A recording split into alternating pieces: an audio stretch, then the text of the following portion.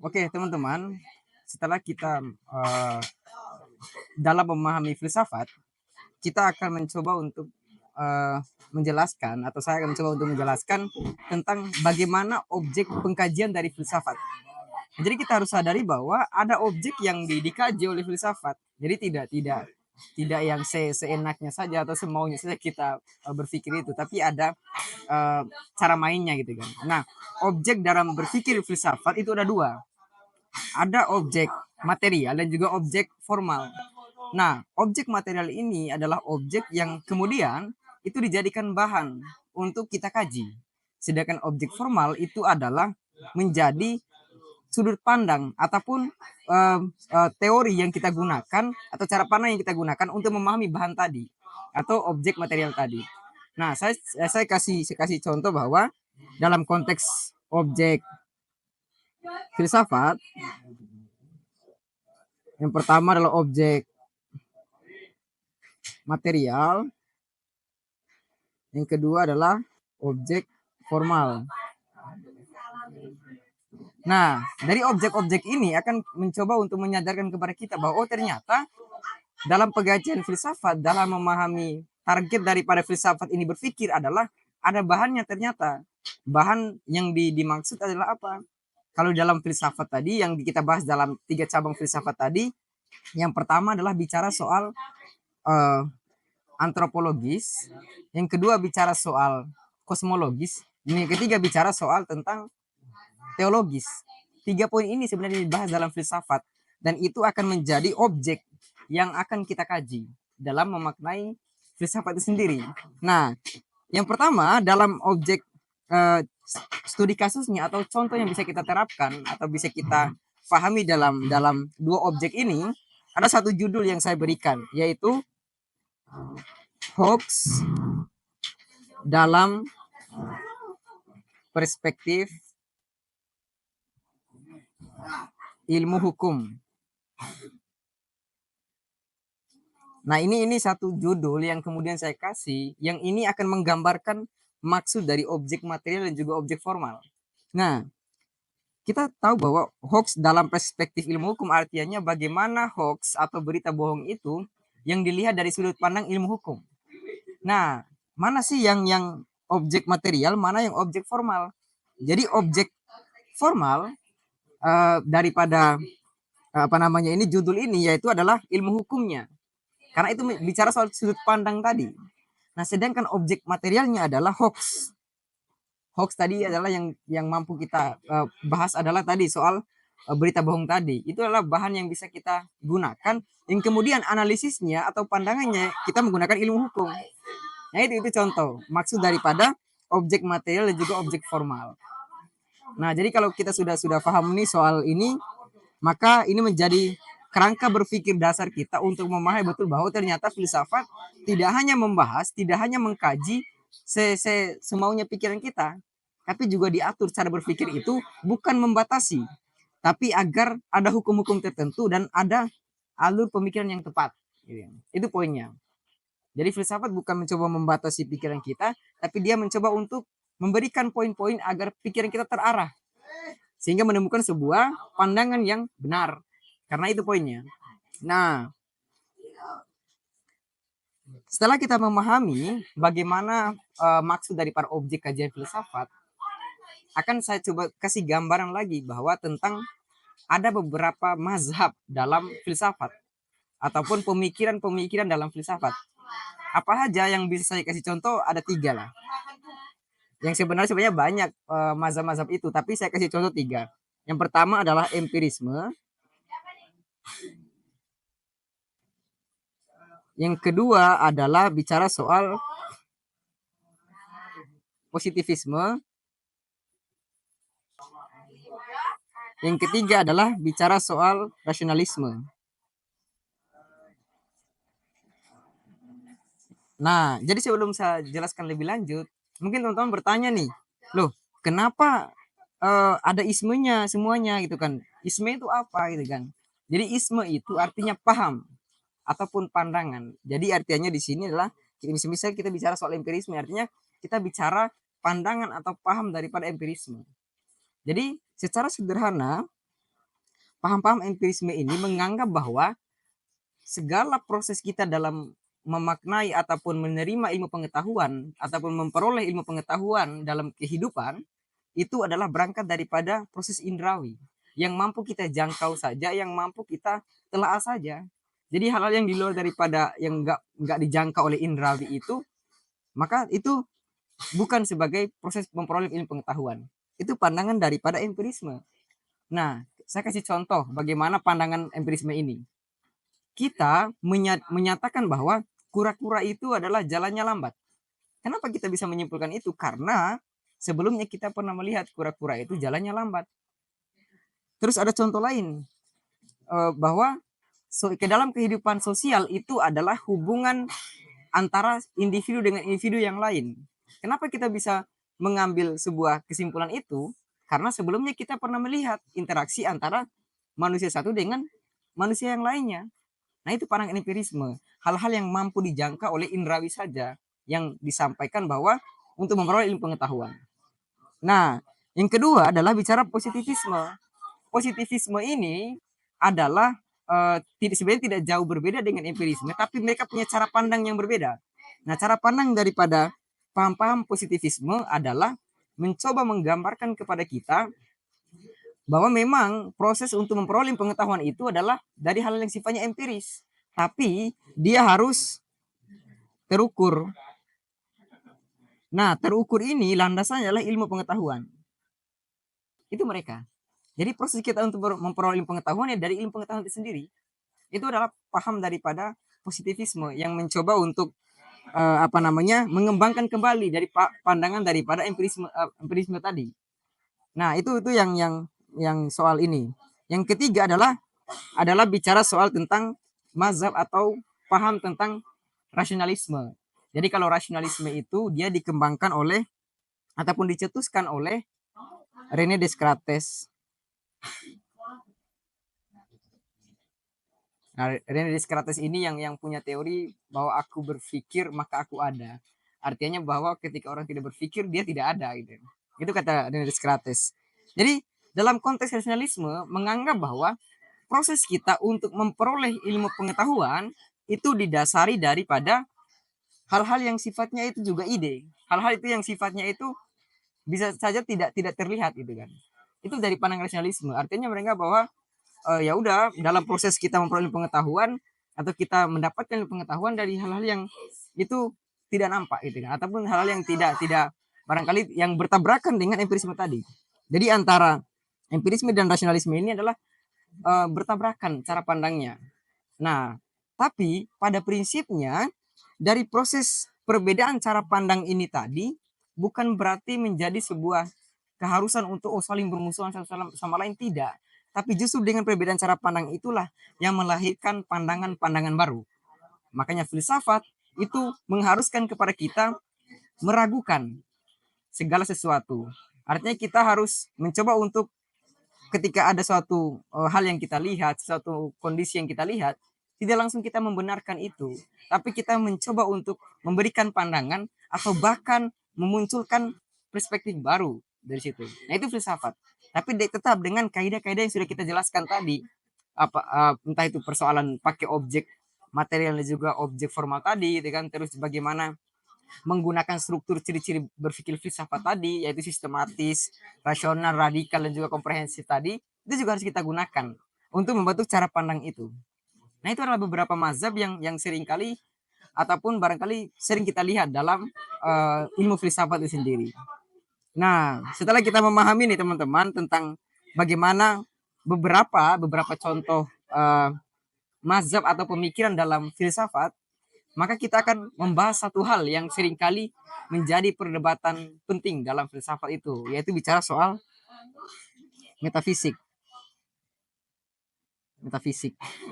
Nah, dalam konteks metafisik ini banyak sekali perdebatan, banyak sekali hal-hal yang itu kontradiktif yang dianggap oleh paham-paham yang lainnya, termasuk empirisme yang tadi menganggap bahwa proses untuk memperoleh pengetahuan adalah dari hal yang sifatnya itu bisa kita jangkau secara indrawi. Maka dalam konteks metafisik ini adalah suatu hal yang membahas di luar yang tampak. Jadi dia bicara soal tentang hal-hal yang tidak terlihat. Itu tadi kalau kita kontekskan dalam pembahasan filsafat tadi ada salah satunya adalah soal teologis gitu kan. Berbicara ilmu tentang ketuhanan gitu. Itu kan hal-hal yang barangkali sering menjadi kajian dalam ilmu filsafat ataukah yang paling sederhana daripada pembahasan metafisik ini adalah soal apa namanya keberadaan daripada pikiran gitu kan. Artinya adalah pembahasan dalam metafisik ini adalah mencoba membahas sesuatu hal yang sifatnya itu tidak nampak, yang kemudian itu berpengaruh terhadap kehidupan kita. Contoh, kalau dalam buku The Power of Water itu, yang ditulis oleh penulis Jepang yaitu Emoto, dia bilang bahwa proses ketika kita memberikan sebuah ucapan terhadap air, itu akan berpengaruh terhadap perubahan zat-zat dalam air. Itu kan hal-hal yang tidak nampak, yang metafisik. Yang kemudian ternyata itu akan berpengaruh terhadap kadar kebermanfaatan daripada air. Ketika kita minum itu akan bermanfaat untuk kita. Itu dilakukan kajian secara ilmiah dan dibuktikan kebenarannya. Nah itu menjadi contoh bahwa hal-hal yang kadang-kala sifatnya metafisik itu juga bisa menjadi rujukan atau gambaran kepada kita untuk memahami proses kehidupan kita, memahami proses apa yang terjadi di alam semesta ini. Nah itu poinnya tuh, persoalan metafisik. Nah, persoalan pro dan kontra daripada metafisik ini ya seperti yang saya sampaikan tadi bahwa ada yang berpandangan bahwa ya yang nggak nampak itu yang nggak masuk akal gitu kan.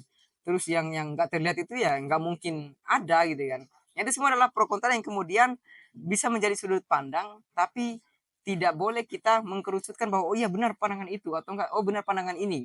Tapi kita harus mengkaji lebih dalam yang nantinya akan melahirkan sebuah proses cara berpikir yang baik dan juga menemukan kesimpulan-kesimpulan yang benar.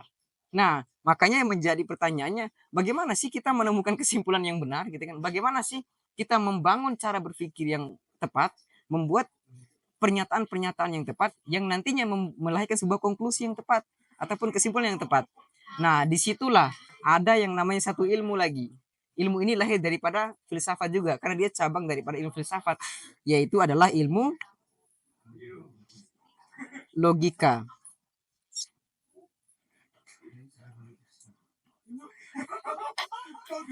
Oke, selanjutnya adalah kita akan membahas soal logika. Karena tadi bahwa dari tadi saya sampaikan bahwa berfilsafat adalah mencoba menggambarkan kepada kita untuk bagaimana membuka cakrawala berpikir bahwa sesuatu hal yang ada itu harus kita skeptiskan ataupun harus kita ragukan untuk menemukan sebuah kesimpulan yang benar. Nah, terus pertanyaannya bagaimana sih cara kita untuk menemukan kesimpulan yang benar gitu kan? Bagaimana kita membentuk cara berpikir yang benar? Nah, itu semua itu ada dalam satu ilmu, yaitu namanya ilmu logika. Yang dimana ilmu logika ini mencoba menggambarkan kepada kita bahwa bagaimana cara berpikir yang tepat, memahami proses dari suatu problem itu dengan cara yang benar, dan juga melahirkan sebuah konklusi yang tepat atau kesimpulan yang tepat. Nah, dari proses ini kita akan kaji secara sederhana. Dalam logika, saya mengutip dari apa yang disampaikan oleh Mundiri ya. Mundiri yang dalam bukunya itu Pengantar Logika, dia menyampaikan bahwa ada dalam selain kita memaknai tadi logika adalah ilmu tentang bagaimana mengarah pada cara berpikir yang benar, juga kita harus memahami proses-proses dalam logika itu. Nah, cuman yang menjadi sebuah pertanyaannya, kenapa kan filsafat itu kan sudah mengajar kepada kita untuk berpikir yang meluas, berpikir yang komprehensif, rasional dan juga radikal. Tapi kenapa harus butuh logika gitu ya? Nah, itu pertanyaan yang sering kali muncul yang kemudian saya jawab dengan satu hal yang sederhana saja, bahwa dalam berfilsafat dia mencoba untuk memberikan cara berpikir yang melebar, yang meluas ya tadi, yang komprehensif. Namun di sisi yang lain, dari luasnya cara berpikir itu tidak memberikan tatahan yang tepat untuk melahirkan sebuah kesimpulan. Makanya dilahirkan satu ilmu lagi, ilmu logika. Contoh loh, kok bisa begitu? Bukannya filsafat mengajar cara berpikir yang benar? Iya, di satu sisi saya kasih contoh sederhana bahwa kita bisa berpikir tentang bahwa secara filsafat, saya kasih contoh, 1+1 dalam filsafat bisa saja itu adalah 11. Loh kok bisa 11? Kan udah jelas gitu kan. Bisa saja. Dengan cara apa? Dengan cara kita menghilangkan plusnya. Itu cara berpikir filsafat. Artinya dia bahwa dalam pikiran kita pun kita berpikir bahwa 1 tambah 1 bisa saja 11. Artinya kita hilangkan plusnya, maka otomatis dia akan menjadi 11 kembali. Tapi kalau dalam logika, dia ketika udah ada 1 tambah 1, maka dia akan menjadi 11. Karena dalam cara berpikir logika, jika 1 ditambah 1, maka ada hasilnya adalah 11. Karena nggak mungkin jika 1 tambah 1 sama dengan 12. Ibaratkan bahwa jika orang tidak pede ngomong depan umum, maka dia akan pintar berpublic speaking di depan umum. Nggak mungkin terjadi. Artinya jika X, maka X. Jika dia pintar ngomong depan umum, maka ketika disuruh ngomong depan umum dia bisa. Jadi itu logika yang dipakai. Artinya bahwa dalam berfilsafat itu bisa saja jika X maka Y, bisa saja. Tapi dalam logika jika Y maka Y, nggak bisa yang lainnya. Jadi begitu, itu kenapa dia butuh filsafat untuk memberikan cara berpikir untuk menemukan satu kesimpulan yang benar. Nah, tapi bagaimana cara menemukan kesimpulan yang benar itu? Nah, saya jelaskan seperti ini. Yang pertama, kita mengenal yang namanya penalaran. Jadi, penalaran itu adalah proses atau aktivitas pikiran kita yang mencoba untuk menggunakan ilmu pengetahuan sebagai dasar untuk menemukan sebuah kesimpulan. Nah, jadi itu penalaran. Jadi artinya dia merupakan aktivitas pikiran yang kemudian menggunakan ilmu pengetahuan sebagai dasar untuk menemukan suatu kesimpulan. Nah, cara menemukan kesimpulan itu juga di bawah penalaran ada yang namanya premis. Premis. Nah, apa arti premis? Premis adalah pernyataan yang diketahui.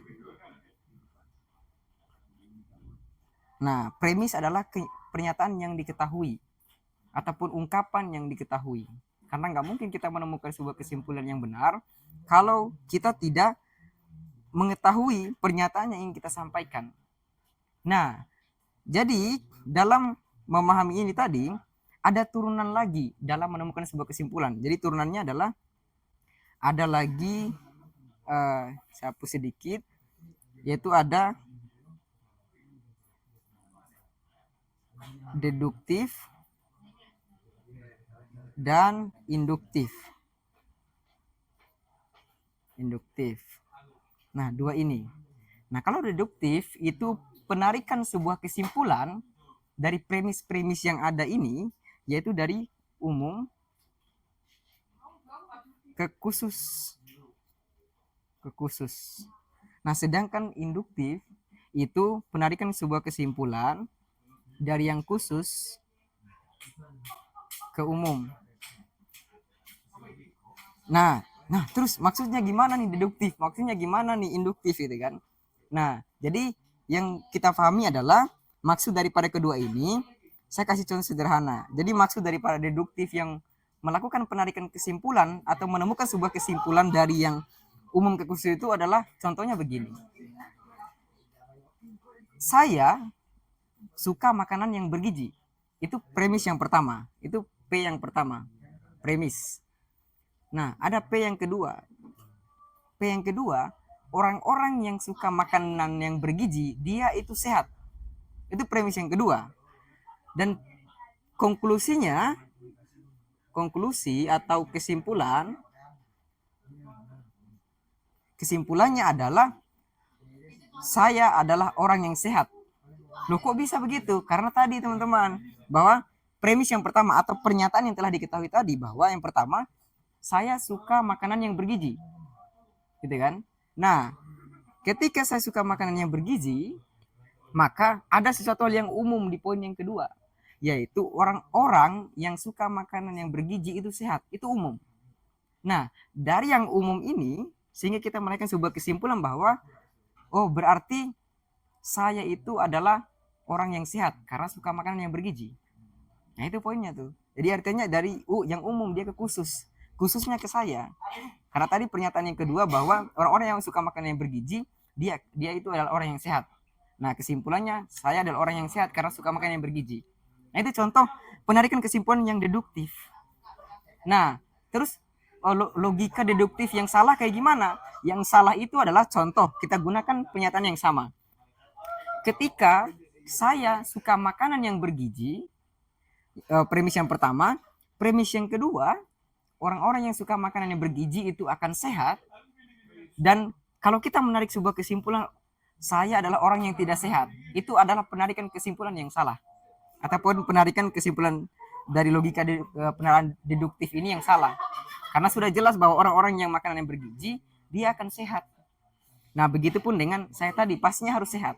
Jadi begitu contoh sederhana yang bisa kita gunakan dalam memahami logika deduktif ini. Sedangkan yang kedua, logika induktif ini adalah suatu penarikan sebuah kesimpulan dari yang sifatnya khusus ke umum. Nah, contohnya kayak gimana? Saya kasih contoh yang gampang. Yaitu adalah ular itu punya mata. Ini contoh premis. Jadi biasanya kalau induktif itu teman-teman itu adalah bisa 2 sampai 3 premis ataupun 2 sampai 3 pernyataan yang diketahui. Contoh, kita mengetahui bahwa yang pertama adalah premis yang pertama, ular itu dia punya mata. Premis yang kedua, burung itu punya mata. Premis yang ketiga adalah ayam itu punya mata. Jadi kesimpulannya apa?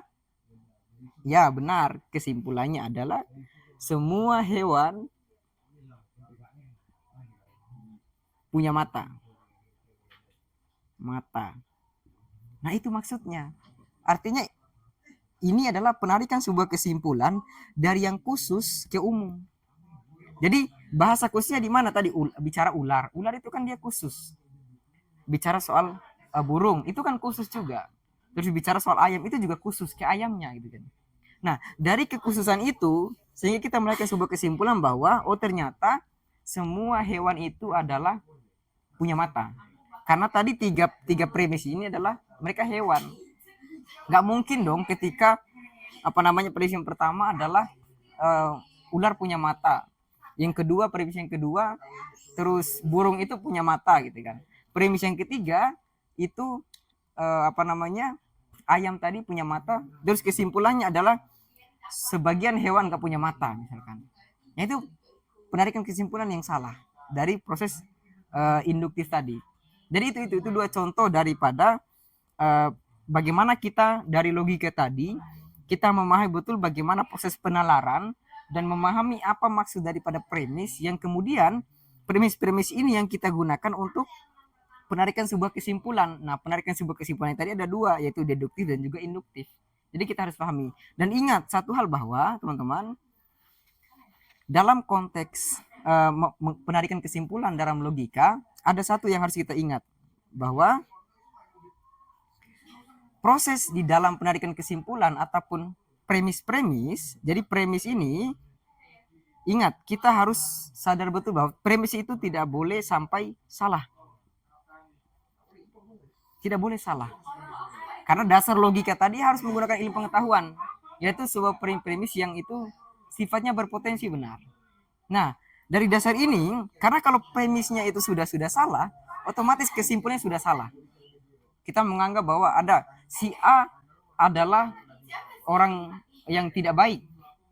Semua orang yang tidak baik itu pasti jahat. Sehingga kesimpulan kita adalah semua orang yang tidak baik itu adalah orang yang akan membuat kerusakan semisal gitu kan. Nah, itu adalah contoh logika atau deduktif tadi yang benar. Tapi di sisi yang lain ketika kita menggunakan semisal si A ini adalah padahal dia itu baik, tapi kita menganggap dia itu buruk gitu kan. Pasti pada ujungnya kesimpulan yang kita ambil itu adalah kesimpulan yang salah. Nah, itu bagaimana gambaran kita memahami filsafat, bagaimana kita memahami logika yang kemudian itu saling membutuhkan satu sama lain untuk pada intinya apa? Pada intinya kita belajar filsafat itu adalah bagaimana berjalan di atas kebenaran. Artinya kita memahami semua apa yang kita lakukan, baik kita makan, minum, cara berbicara kita kepada orang lain, cara kita bertindak kepada orang lain, itu akan didasari dulu dengan berpikir. Artinya kita tidak cepat mengambil tindakan ketika terjadi sesuatu hal. Contoh misalkan ketika kita emosi, biasanya kita langsung mengambil sebuah kesimpulan. Nah, orang-orang yang berfilsafat, sebelum mereka membuat pernyataan atau tindakan, dia akan berpikir terlebih dahulu konsekuensinya apa, dampaknya apa nih dalam sekitar saya nih. Ketika saya ingin berucap atau ketika saya ingin bertindak, itu yang berfilsafat. Maka itu menjadi poin penting bahwa kita harus belajar filsafat bukan untuk menjadi orang yang seolah-olah benar, bukan. Tapi pada prinsipnya mengajarkan kepada kita untuk menjadi orang yang mampu berpikir secara jernih, mampu bertindak secara baik, karena pada prinsipnya filsafat tadi adalah bicara soal cinta dan kebijaksanaan. Dia mencintai kebenaran dan bijaksana dalam berpikir, berucap, dan juga bertindak. Itu yang bisa saya sampaikan dalam pembahasan filsafat hari ini. Kurangnya itu harus diskeptiskan dan itu harus diragukan juga apa yang memang barangkali tidak sesuai dengan pandangan teman-teman, karena poin filsafat itu begitu, mencoba untuk kita saling berpikir, saling untuk melihat pandangan-pandangan itu untuk menemukan kebenaran-kebenaran baru. Jadi jangan ragu untuk belajar filsafat, karena itu semua adalah hal yang menarik dan bisa membuka cakrawala berpikir kita untuk menjadi orang yang lebih elegan dalam memaknai hidup. Dan prinsipnya tidak ada manusia di dunia ini yang hidup tanpa berfilsafat. Semua aktivitas kita itu didasari oleh filsafat. Mungkin itu. Billahi taufiq hidayah. Wassalamualaikum warahmatullahi wabarakatuh.